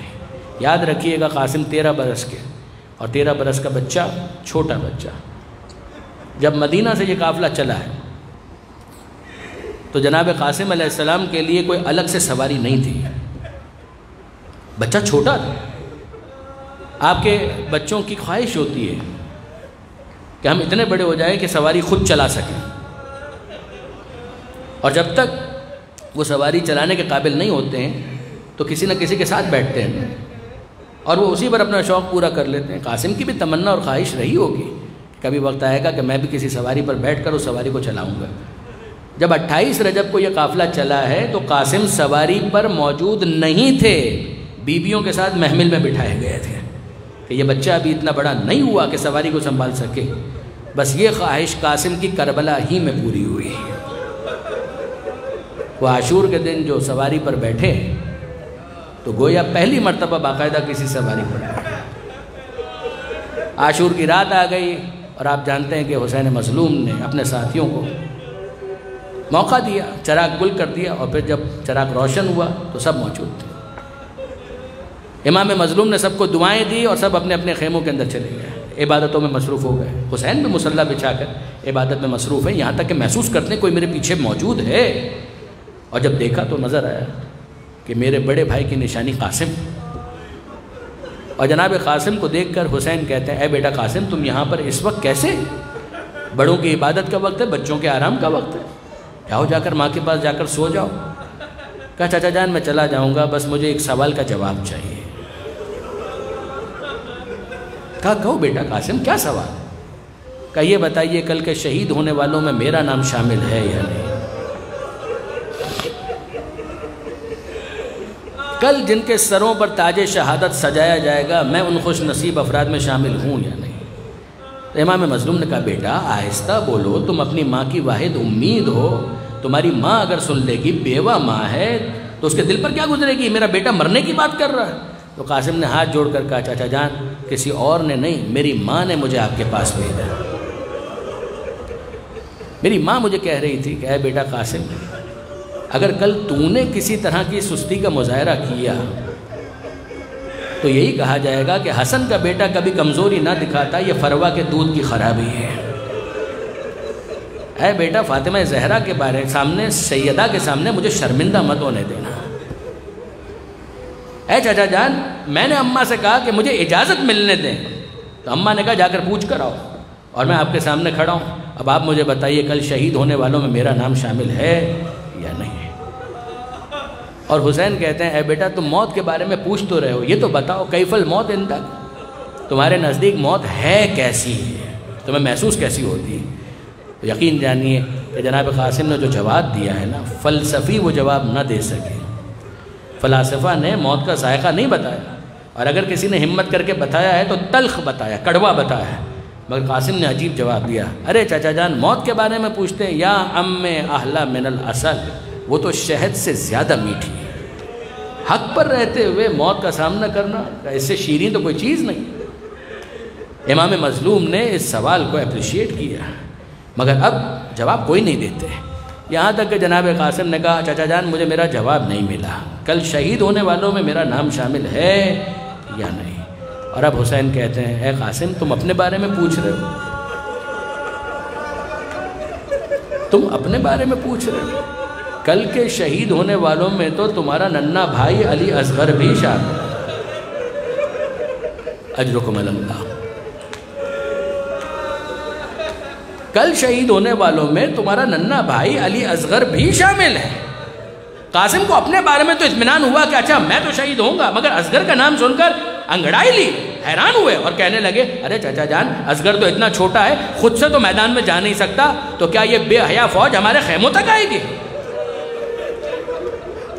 حسین نے تسلی دے کر کہا کہ نہیں بیٹا تمہارے ہوتے ہوئے کس کی مجال کے خیموں تک آئے، اصغر کو میں اپنے ہاتھوں پر لے کر جاؤں گا، مگر میں کہوں گا قاسم آپ سوچ کر پریشان ہو گئے کہ یہ فوج بے حیا خیموں تک آئے گی۔ اے قاسم آپ نہ ہوں گے شام غریبہ میں، اگر ہوتے تو آپ دیکھتے خیموں کو لوٹا جائے گا، بیویوں کی چادریں چھینی جائے گی۔ جناب قاسم اطمینان کے ساتھ یہاں تک تو مطمئن ہوئے اور گئے، مگر اب جب اگلا دن آیا عاشور کا دن، تو جناب قاسم جب اجازت لینے کے لیے آتے ہیں حسین مظلوم منع کرتے ہیں۔ علامہ سید علی نقی صاحب چونکہ فقیہ تھے انہوں نے اس کی بھی تحلیل کی، وہ کہنے لگے کہ عجیب بات ہے کہ رات کو بتایا ہے کہ کل شہید ہونے والوں میں تمہارا نام شامل ہے، مگر جب عاشور کا دن آتا تو حسین اجازت نہیں دیتے۔ بنیادی بات کیا ہے؟ نابالغ بچہ اپنے فیصلے خود نہیں کر سکتا، یا باپ کرے گا یا دادا جو اس کا ولی شرعی ہے، اور قاسم حسن مجتبیٰ باپ ہے موجود نہیں ہے، علی مرتضیٰ دادا ہیں ظاہری طور پر موجود نہیں ہے، ہاں جس کا کوئی ولی نہ ہو امام اس کا ولی ہوتا ہے، تو حسین کو یہ حق ہے بطور امام کہ وہ فیصلہ کر سکتے ہیں، مگر جو حق دوسروں پر استعمال نہیں کیا وہ اپنے بھتیجے پر کیوں استعمال کریں؟ تو حسین مظلوم نے قاسم کے اوپر حق کے امامت اور ولایت کی وجہ سے میدان جنگ میں جانے کی اجازت نہیں دی۔ یہاں تک کہ قاسم بے تاب، بے چین، مضطرب، پریشان. جناب فروہ تیز نظروں سے دیکھ کر کہتی ہیں اے قاسم تو اب تک زندہ، اون و محمد کے لاشیں آ چکے، علی اکبر کے لاشیں آ چکے، تو اب تک زندہ ہے. قاسم پریشان، اماں میں کیا کروں، چچا جان مجھے اجازت نہیں دے رہے. اور ایسے میں جناب قاسم یاد آیا کہ میری ماں نے اس تعویذ کی طرف ہمیشہ مجھے متوجہ کیا تھا کہ جب کبھی کوئی سخت وقت آئے، مشکل وقت آئے، بابا کا حکم تھا اس تعویذ کو کھول کر دیکھ لینا. اس سے زیادہ مشکل وقت کیا ہوگا کہ میرے چچا مجھے مرنے کی اجازت نہیں دے رہے. پیچھے خیموں کے گئے، بیٹھے، تعویذ کھولا اور جب پڑھا تو ایک تحریر نظر آئی. اے میرے لال قاسم، یہ تحریر تم اس وقت پڑھو گے جب میرا بھائی حسین دشمنوں کے نرغے میں ہو. اے بیٹا میں نہ ہوں گا مگر میری طرف سے اپنی جان میرے بھائی حسین پر قربان کر دینا. جناب قاسم نے یہ تحریر پڑھی، خوشی سے نہال ہو گئے اور آئے امام مظلوم کے پاس اور آ کر کہا چچا جان اب اس کو پڑھ لیجئے، اب تو آپ مجھے منع نہیں کریں گے نا، اب تو بابا کی تحریر آ گئی. قاسم نے تو بابا کی تحریر کا حوالہ دیا مگر حسین نے جب اس تحریر کو پڑھا روتے جاتے ہیں اور کہتے ہیں اے قاسم تم تو میرے امام کا حکم لے آئے، تم تو میرے امام کا، بھائی نہیں کہا، تم تو میرے امام کا حکم لے آئے. اے قاسم اب میں تمہیں نہیں روک سکتا. ماں کو خبر ہوئی، ماں خوشی سے نہال. زینب بھی اجازت دے چکی ہیں مگر مضطرب ہیں. اور ایسے میں اب سوال یہ ہے کہ کون سی زرہ پہنائی جائے اس بچے کو. اس بچے کے ناپ کی کوئی زرہ موجود نہیں تھی. جناب فروہ نے کہا اے آقا زرہ نہیں ہے تو کیا ہوا، ایک عام کرتے میں میرا قاسم جائے گا میدان میں. خود موجود نہیں ہے تو کیا ہوا، ایک عام امامہ پہن کر میرا لال قاسم میدان کے اندر جائے گا. خود کی جگہ امامہ ہے، زرہ کی جگہ ایک عام کرتا ہے. خود سے گھوڑے پر سوار نہ ہو سکے، حسین نے خود گود میں اٹھایا اور قاسم کو گھوڑے پر سوار کیا. اور اب قاسم میدان میں جا رہے ہیں اور جب میدان میں گئے کیا مقابلہ کیا اس بچے نے، کیا مقابلہ کیا. ازرق شامی کے 4 پہلوان بیٹوں کو تہے تیگ کیا. خود ازرق شامی آیا، اس کو قتل کیا. بعض مورخین نے صراحت کی کہ کم سے کم 35 افراد کو قتل کیا جناب قاسم نے، خود کے بغیر، زرہ کے بغیر. بچہ ہے، ہاتھ میں تلوار ہے، سواری کا عادی بھی نہیں ہے مگر یہ ہے ہاشمی خون، مقابلہ کر رہا ہے. مگر بچہ ایک وقت آیا کہ جب میدان میں گرا، اور جب بچہ میدان میں گرا ہے، علامہ اظہر حسن زیدی صاحب فرمایا کرتے تھے کہ جب کوئی میدان میں گرتا تھا کوئی کہتا تھا آقا میرا سلام قبول کیجیے، بابا میرا سلام قبول کیجیے، کوئی کہتا تھا اے سید میری مدد کو آئیے. مگر قاسم اتنے چھوٹے تھے کہ جب گرے تو بے اختیار کہا اماں میں گر گیا.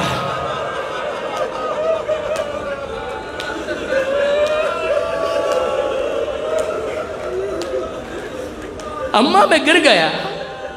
حسین اور عباس دور سے اس منظر کو دیکھ رہے تھے. جب بچے کو دیکھا کہ گر چکا ہے اور ساری فوج اس کے اوپر حملہ آور ہے، حسین نے عباس کو دیکھا، عباس نے حسین کو دیکھا اور دونوں نے گھوڑے کو ایڑ لگائی اور تیزی کے ساتھ میدان میں گئے. بھگدڑ مچی، فوج منتشر تو ہوئی مگر اس میں قاسم کی کیا کیفیت ہے، وہ بچہ چلاتا جاتا ہے ارے میں کچلا جاتا ہوں، ارے میں کچلا جاتا ہوں، ارے میں کچلا جاتا ہوں. زمانے کے امام نے فریاد کی میرا سلام ہو اس شہید پر کہ جس کی دائیں طرف کی پسلیاں بائیں طرف چلی گئی، جس کی بائیں طرف کی پسلیاں دائیں طرف چلی گئی. مولانا مصطفیٰ جوہر صاحب کا جملہ ہے، وہ فرمایا کرتے تھے ایک مصیبت ایسی ہے کہ جس میں کسی اور شہید نے حسین کا ساتھ نہیں دیا سوائے قاسم کے، اور وہ کون سی مصیبت ہے، لاشا صرف حسین کا پامال ہوا، کسی اور شہید کا لاشا پامال نہیں ہوا، صرف حسین کا لاشا پامال ہوا.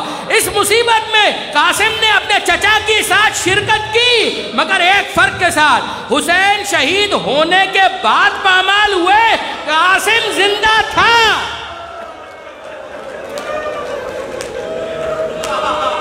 جب قاسم کے جسم نازلی پر گھوڑے دوڑائے جا رہے تھے، یہاں تک کہ جب حسین قریب آئے ہیں تو عجیب ایک فریاد کی، حسرت کا جملہ، اے بیٹا قاسم تیرے چچا کے لیے بہت شاخ ہے کہ تو مدد کے لیے بلائے چچا مدد نہ کر سکے.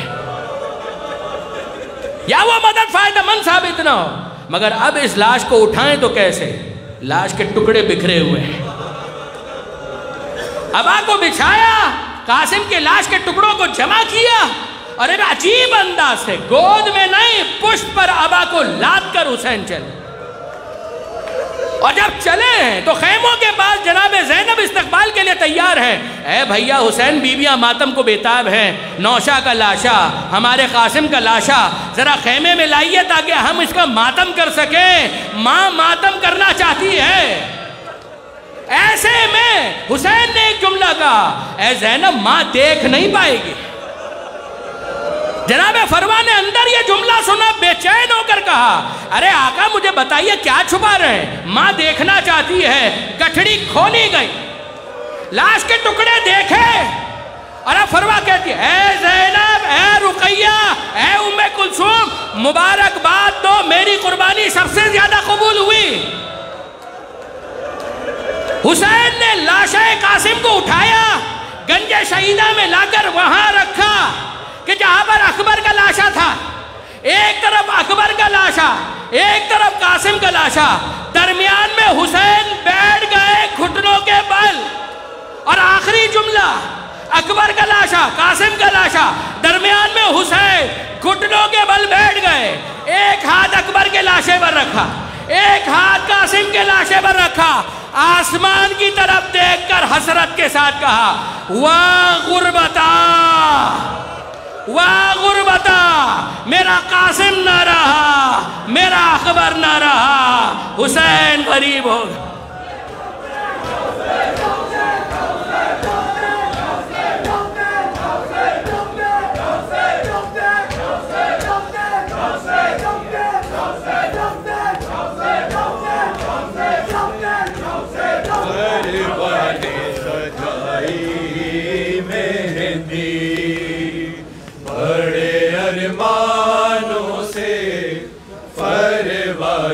سجائی مہندی، بڑے ارمانوں سے پروان سجائی مہندی، بڑے ارمانوں سے پروان سجائی مہندی، بڑے ارمانوں سے پروان سجائی مہندی. ہائے افسوس نہ قاسم نے لگائی مہندی، بڑے ارمانوں سے پروان سجائی مہندی، بڑے ارمانوں سے پروان سجائی مہندی. ہائے افسوس نہ قاسم نے لگائی مہندی، بڑے ارمانوں سے پروان سجائی مہندی، بڑے ارمانوں سے پروان سجائی مہندی. دل کے ارمان تھے پھپھیوں کو تیری شادی کے، دل کے ارمان تھے پھپھیوں کو تیری شادی کے. باغ جنت سے تھی زینب نے منگائی مہندی، بڑے ارمانوں سے پروان سجائی مہندی، بڑے ارمانوں سے پروان سجائی مہندی. دل کے ارمان تھے پھپھیوں کو تیری شادی کے، دل کے ارمان تھے پھپھیوں کو تیری شادی کے. باغ جنت سے تھی زینب نے منگائی مہندی، بڑے ارمانوں سے پروان سجائی مہندی، بڑے ارمانوں سے परवाने सजाई मेहंदी। किसकी बद नजर लगी है कि है कुबरा बेचैन, किसकी बद नजर लगी है कि है कुबरा बेचैन। रास एक रात की दुल्हन को नाई मेहंदी, बड़े अरमानों से परवाने सजाई मेहंदी, बड़े अरमानों से परवाने सजाई मेहंदी। टुकड़े शबीर ने कासिम के जो करबल में चुने, टुकड़े शबीर ने कासिम के जो करबल में चुने। लाश कासिम पे भी देती थी दुहाई मेहंदी, बड़े अरमानों से परवाने सजाई मेहंदी, बड़े अरमानों से परवाने सजाई मेहंदी।